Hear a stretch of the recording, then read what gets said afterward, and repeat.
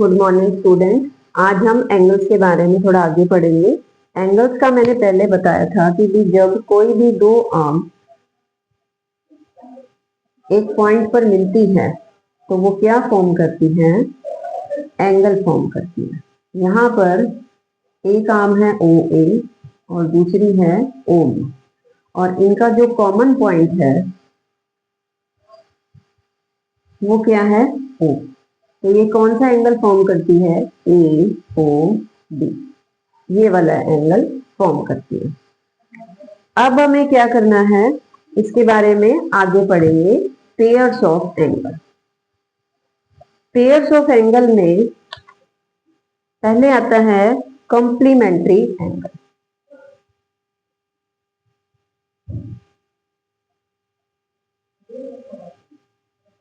Angle ये कौन से एंगल होते हैं? जिन दो एंगल का सम क्या हो? 90 डिग्री हो। Two angle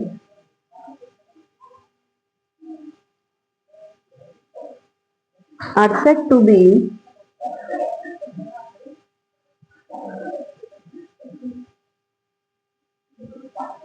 complementary if sum of their measure is 90 degree. ठीक है, और जो वो पेयर है उसमें से हर एक एंगल को एक दूसरे का कॉम्प्लीमेंट बोलेंगे। Each of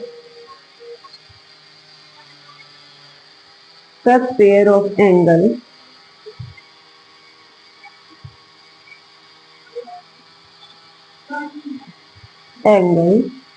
is called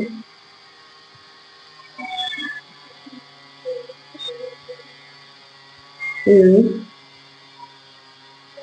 complement of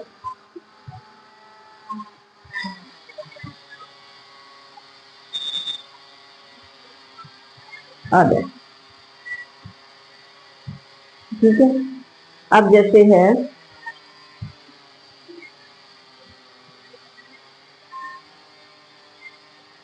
ये, मान लो है हमारे पास 30 और ये है 60, रफली बता रही हूँ। तो 60 प्लस 30 इज इक्वल टू 90 होता है। तो यानी ये एक दूसरे के कॉम्प्लीमेंट है। तो इसमें क्या हो जाएगा? 30 degree complement of 60 degree, 60 degree is complement of 30 degree. इस तरह से बोलेंगे। अब इससे रिलेटेड एक क्वेश्चन करा देती हूँ। जैसे क्वेश्चन में पूछा जाएगा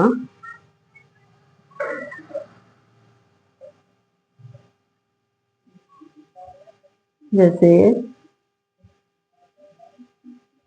right the complement of angle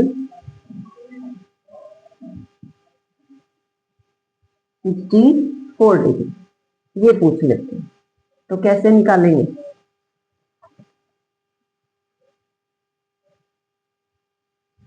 to angles are complementary if their sum is 90 degree. अभी करा है कि जिन दो एंगल का सम 90 डिग्री हो तो उसे हम क्या बोलते हैं? Complementary angle. अब ये पूछ रहा है कि 64 का कॉम्प्लीमेंट एंगल बताओ। तो इसमें क्या होगा? उस एंगल को हम क्या मान लेते हैं? Let the complement of angle 64 degree is x, उसको x मान लेते हैं। देन क्या होगा, x degree plus 64 degree is equal to 90 degree लिख देंगे। यहां से x को आप इसी तरफ रखो क्योंकि इसकी वैल्यू निकालनी है। 90 degree minus 64 degree that is equal to 10 minus 4 6। यहाँ क्या बच गया 8, 8 माइनस 6 2। तो हमारे पास क्या आ जाएगी वैल्यू x की 26 डिग्री। इसके बाद एक क्वेश्चन इस तरह से भी आ सकता है कि find the value of x। आपको सिर्फ एक पिक्चर दे दी, ये किसका सिंबल होता है 90 डिग्री का।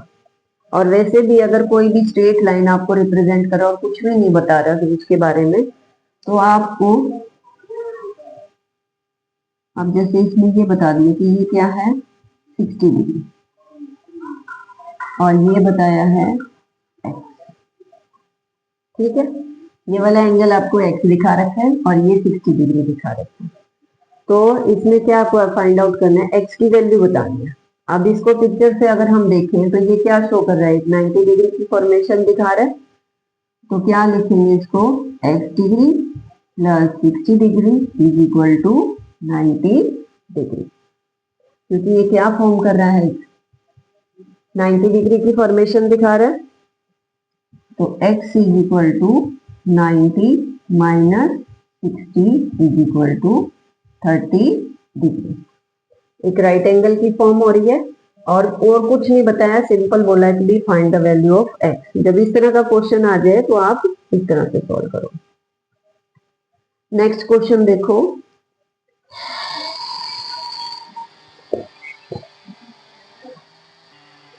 अब है next supplementary angle. Complementary angle में क्या होता था, सम क्या था 90 डिग्री। अब सप्लीमेंट्री एंगल में जो सम होगा वो क्या होगा, दो एंगल का सम क्या होना चाहिए 180 डिग्री होना चाहिए। तो इसकी डेफिनेशन क्या होगी, the two angle are said to be supplementary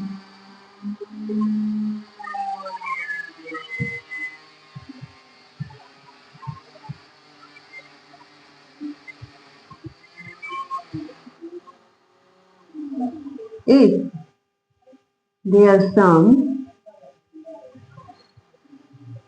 is 180 degree, जैसे हमने 90 में किया था। And each of such pair of angle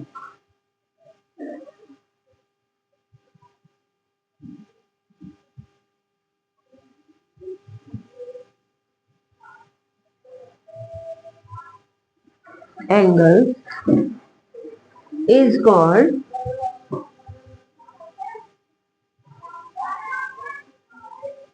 supplement of other। जैसे कोई भी दो एंगल दिए हो हमें,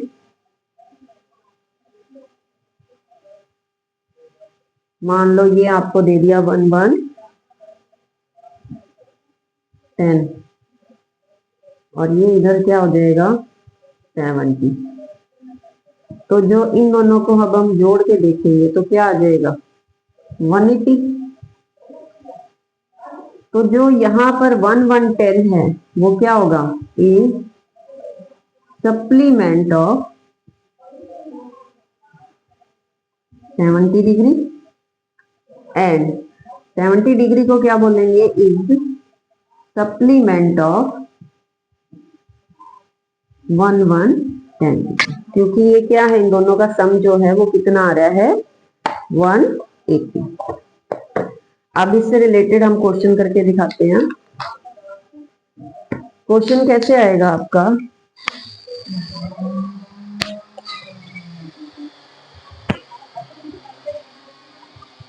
find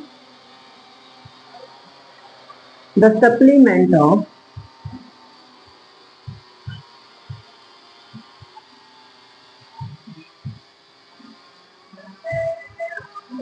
angle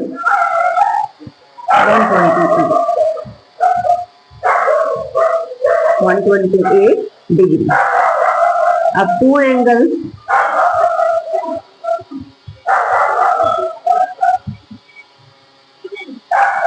are supplementary if their sum is 180. तो therefore क्या होगा, अब हम यहाँ पर क्या करेंगे, लेट करेंगे, let x degree is the supplement of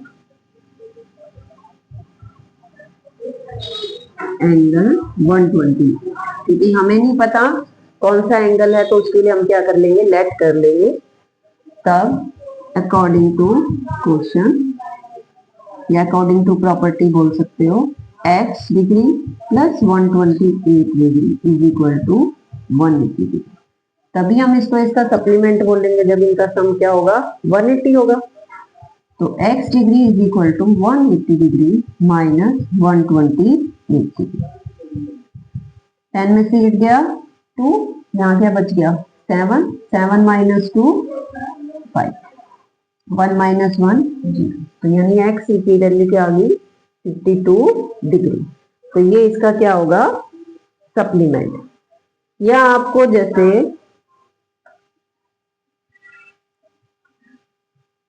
अब यहाँ पे जैसे इसने दिया है क्वेश्चन में 128, ऐसे ही आपको दे सकता है 24 डिग्री।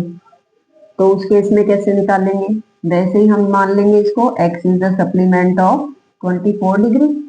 तो यहाँ पर क्या लिखेंगे, x degree plus 24 degree is equal to 180, x degree is equal to 180 minus 24।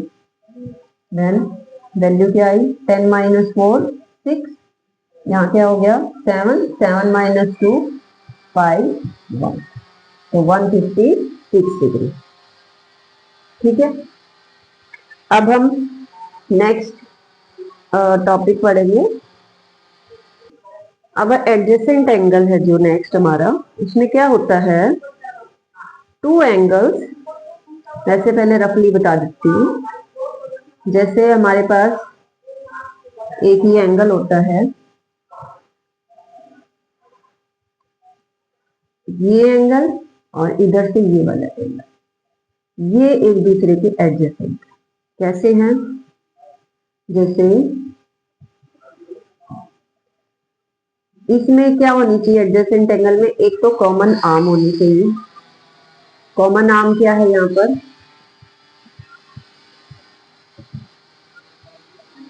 O B. ठीक है, दूसरा यहाँ क्या होना चाहिए, कॉमन वर्टेक्स, वो क्या है ओ। ठीक है, और दो जो हैं अपोजिट आर्म, अपोजिट मतलब इस कॉमन आर्म के अपोजिट में होने चाहिए। अदर टू आर्म्स कौन सी हैं,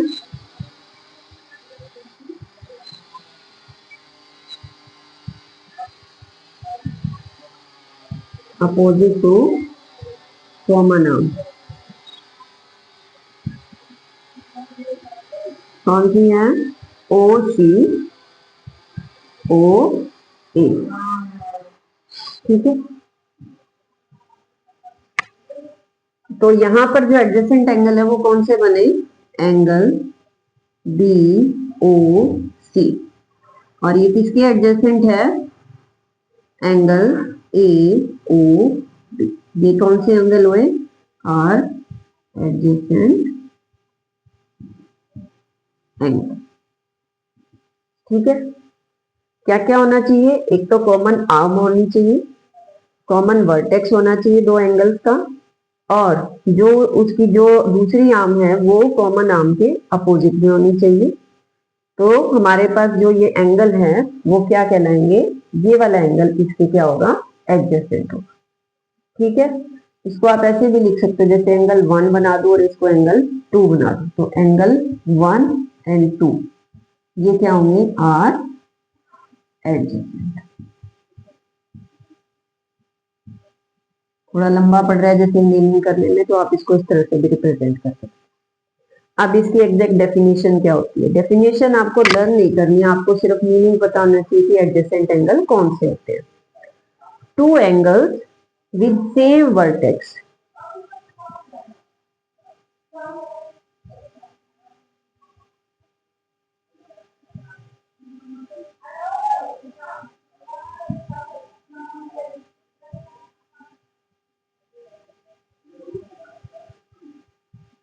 same vertex, one common arm,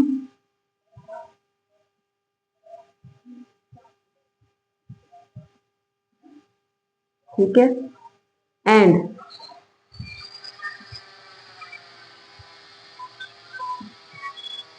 other arm lying on the opposite side of common arm, ठीक है। तो इसे हम क्या बोलेंगे? Adjacent angle.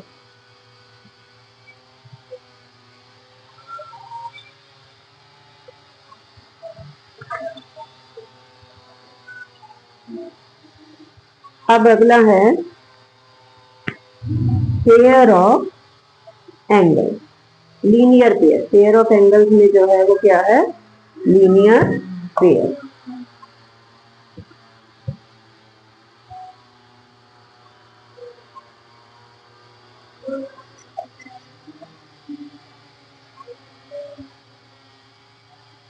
लीनियर पेयर में आपका क्या होना चाहिए?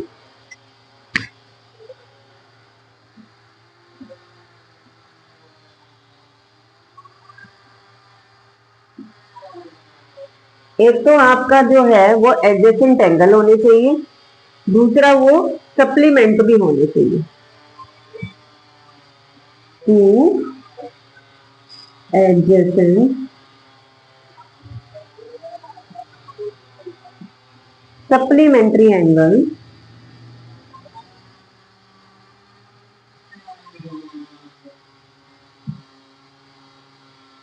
फॉर्म अ लीनियर पेयर, ठीक है। जैसे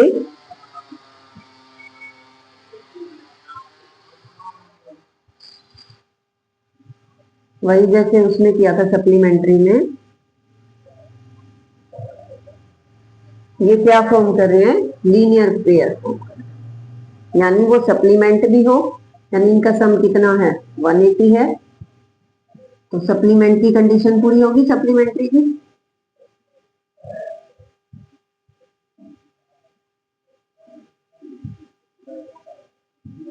दूसरा ये क्या है? एडजेसेंट एंगल भी।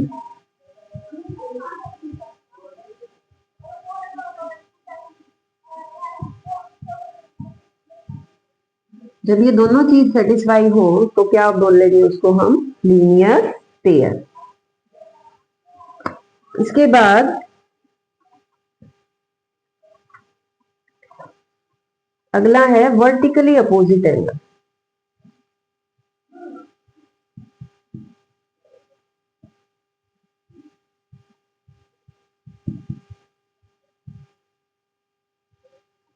वर्टिकली अपोजिट एंगल्स कौन से होते हैं? जब कोई लाइन इंटरसेक्ट करे, जैसे,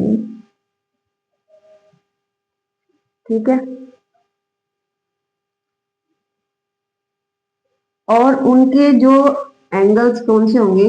एक तो मान लो ये वाला हो गया, एक ये वाला हो गया। इनमें क्या कौन से एंगल होंगे वर्टिकली? जैसे भाई इसके इस एंगल की और इस एंगल की कोई भी आर्म जो है वो कॉमन नहीं होनी चाहिए, तो एंगल 1 इसको एंगल 2 दे, और इधर से मैं इसको बना रही हूं 3 और 4, थोड़ा इजी रहेगा।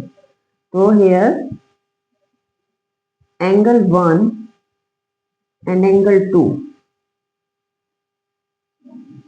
are vertically opposite. ठीक है।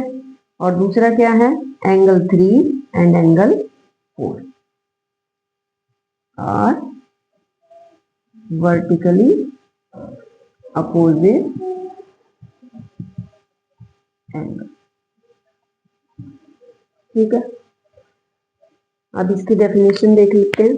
एक प्रॉपर्टी और है इसमें, जो वर्टिकली अपोजिट एंगल है वो हमेशा क्या होते हैं, इक्वल होते हैं। अब वो कैसे होते हैं वो भी बताते हैं।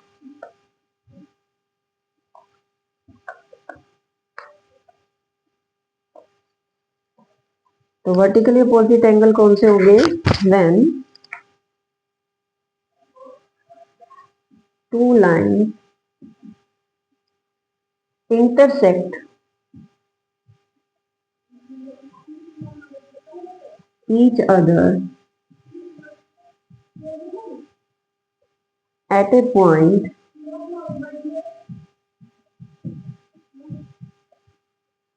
the two pair of angles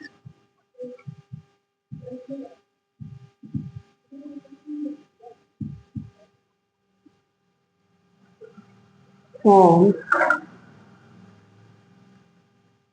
without any common arm are called vertically opposite angle। ठीक है, तो यानी क्या है, one is vertically opposite to 2 and 3 and 4 are vertically opposite angle. अब हमें ये भी दिखाना है कि भी ये क्या है, इक्वल भी होते हैं। तो उसके लिए देखो इसी से दिखा देते हैं। जैसे अब इधर देखो,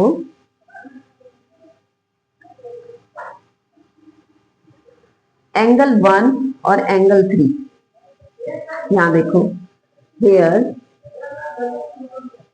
एंगल 1 प्लस एंगल 3, ये क्या होगा, 180। दोनों क्या है, 180 भी शो कर रहे हैं क्योंकि एक स्ट्रेट लाइन में है और एक दूसरे के एडजेसेंट भी। तो ये क्या हो जाएंगे, लीनियर पेयर। ठीक है, जब भी कोई भी एंगल स्ट्रेट लाइन में हो तो उसका जो सम होता है वो कितना होता है, 180 होता है। इसी तरह से एंगल 3 प्लस एंगल 2, ये भी कितना होगा, 180, लीनियर पेयर। अब यहां पर इसको डाल दो 1, इसको डाल दो 2। नाउ फ्रॉम 1 एंड 2, मतलब इसको मैंने पूरे को 1 बोला है, जो ये इक्वेशन है इसको। तो यहां से क्या आ जाएगा, angle 1 plus angle 3 is equal to angle 3 plus angle 2, क्योंकि ये भी 180 के इक्वल है और ये भी 180 के इक्वल है, तो दोनों को इक्वल रख सकते हैं। तो यहां से क्या होगा, एंगल 3 जो है वो 3 दोनों बराबर है, तो ये कट जाएंगे। कैसे कट रहे हैं वो मैं बताती हूँ। एंगल 1 प्लस एंगल 3 है, इस 3 को इधर ले आओगे तो ये माइनस का हो जाएगा। तो एक प्लस और एक माइनस हो तो उसकी वैल्यू क्या होती है, 0। तो इसलिए angle 1 is equal to angle 2 हो जाएगा। सिमिलरली हम क्या प्रूव कर सकते हैं, angle 3 is equal to angle 4। तो इतने जो हमारे वर्टिकली अपोजिट एंगल हैं वो क्या होते हैं, are always equal to each other. So vertically opposite angles are always equal to each other। ये प्रॉपर्टी है, आपको ध्यान रखनी है। आप कैसे आई है वो सिर्फ समझाया, लर्न करने की जरूरत नहीं है। तो वर्टिकली अपोजिट एंगल पता होना चाहिए क्या होता है, एडजेसेंट एंगल क्या होता है, लीनियर पेयर कैसे फॉर्म होता है, वर्टिकली अपोजिट एंगल हमेशा एक दूसरे के इक्वल भी होते हैं। तो ये जो है आपको सिर्फ ध्यान में रखना है, क्योंकि जब हम क्वेश्चन करेंगे तो आपको पता होना चाहिए कि भी ये प्रॉपर्टी थी, तब हम उसको सॉल्व करने में क्या होगी, आसानी होगी। अब इससे रिलेटेड एक क्वेश्चन करा देती हूँ।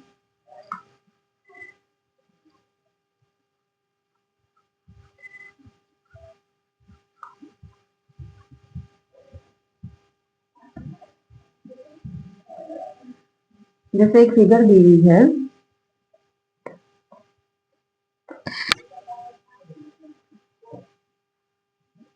Find the value of Q, और फिगर में इस तरह से दिया हुआ है।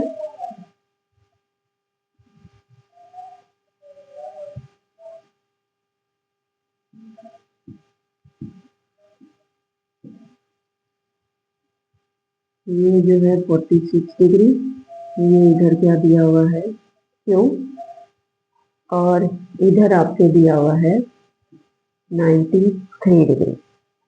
ठीक है,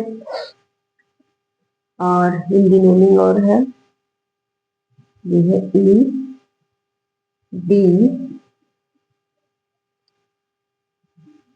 ई बी, और इधर है ए।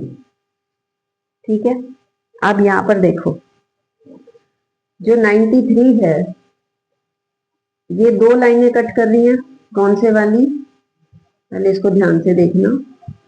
ये दो लाइनें कट कर रही है, एक तो ई और सी, और इधर से ए और डी कट कर रही है।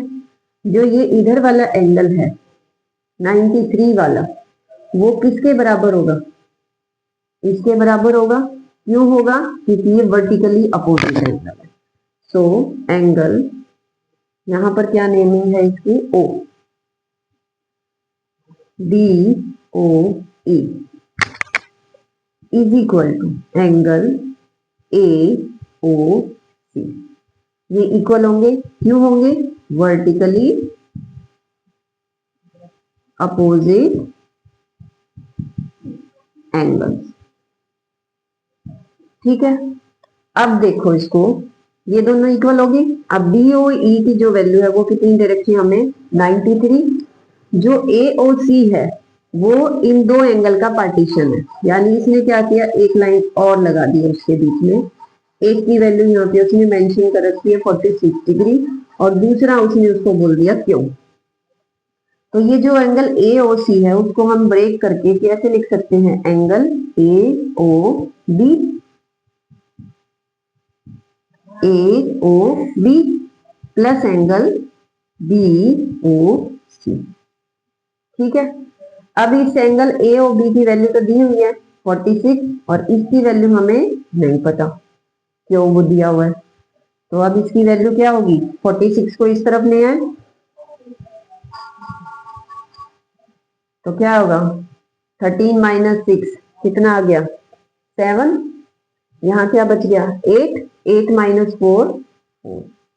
तो यानी जो हमारे पास क्यू है उसकी वैल्यू कितनी होगी, 47 डिग्री। ठीक है, दूसरा आपको इस तरह से एक क्वेश्चन दे सकता है, जैसे मान लो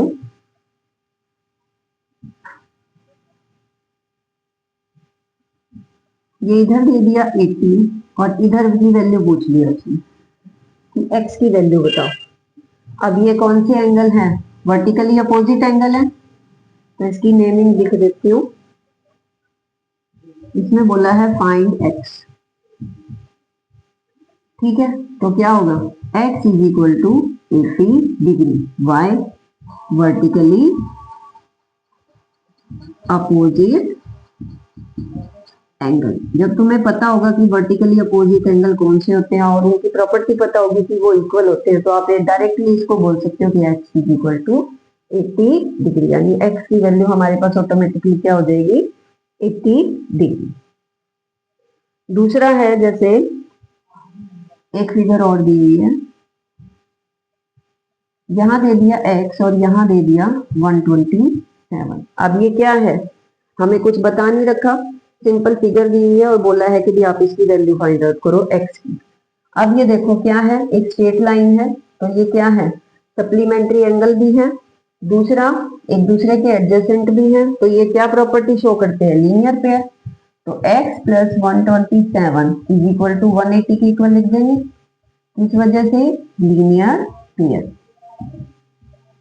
ठीक है, यहां से x की वैल्यू क्या आ जाएगी, x is equal to 180 minus 127 is equal to, अब 10 माइनस 7 कितना हो गया 3, यहाँ क्या बच गया 7, 7 माइनस 2 5, तो 53 डिग्री। आज के लिए बस इतना, अगला हम नेक्स्ट क्लास में करेंगे।